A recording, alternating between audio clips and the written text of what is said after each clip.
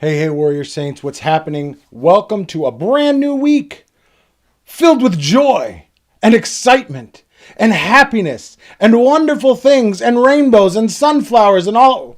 All right, it's a new week. So it's fascinating. We've been talking a lot, especially last week, about when we need to stand firm in our faith. And it's certainly true. We need to stand firm in our faith. There are certain things that we are uniquely able to stand up for as warrior saints, that we bring a unique perspective that is unique in the sense that currently people don't know it. People aren't finding it. It's being lost. People are fighting against it. They don't want to hear what we have to say. They call it old. They call it antiquated. They call it whatever they want. But the reality is we are in a unique position, given the world today, given this landscape of woke theology that is filled with cognitive dissonance, that is just not making sense. You know, if I say one thing, I had a friend text me recently that he wants me to go after someone on his behalf.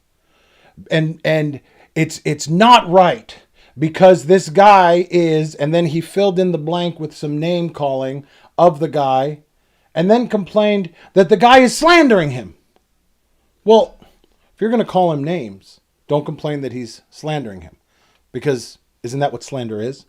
Isn't you saying these things about this person and you trying to go after this person and wanting this person censured, like I'm going to somehow censure someone? That's the hill you want to die on. That's what you want to go with. That's what you think is important for you to stand up for.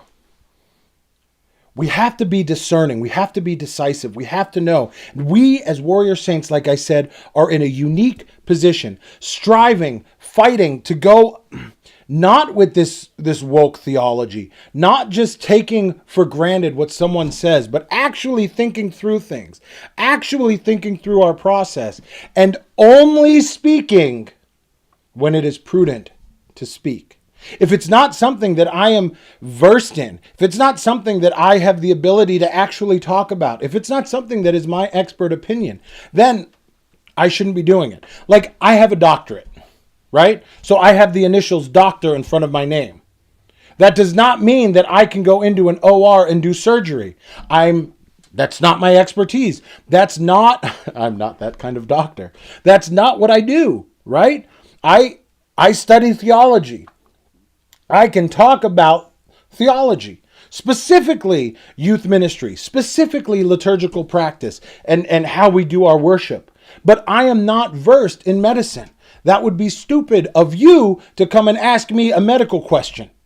And it would be stupider of me to give you a medical answer or give you medical advice, because that is not what I'm there for. That is not what I do. I am only called to speak on those things that I can actually speak on. And we find some insight into this in the book of Proverbs. In chapter 18, verse 21, we hear the following: "Death and life are in the power of the tongue, and those who love it will eat its fruit." Death and life are in the power of the tongue. Because if I speak on something that I am not qualified to speak on, or that I shouldn't really be dabbling in, that I shouldn't really be getting into, then it becomes death for me. But when I do speak on those things that I am qualified, that I am called to speak on, and I have the power to discern what those are, it now becomes life. And not just for me, but for those around you. And that's exactly why we are here.